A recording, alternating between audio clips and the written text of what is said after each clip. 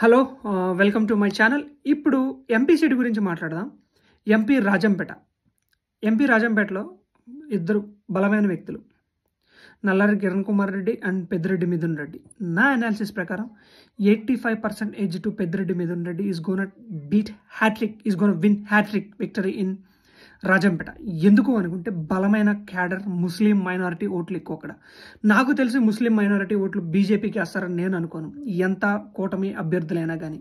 ఎందుకంటే అక్కడ బీజేపీ తక్కువ ఛాన్సెస్ ఉంటుంది వినింగ్. అప్పట్లో మనం పురంధేశ్వరిని చూసాం. పురంధేశ్వరికి దగ్గర అప్పుడు ఓన్లీ 4 లక్షల ఓట్లు వచ్చినాయి. పెద్దిరెడ్డి మిథున్ రెడ్డికి 2019లో 7 లక్షలు, 2014లో దగ్గర 6 లక్షల ఓట్లు వచ్చాయి.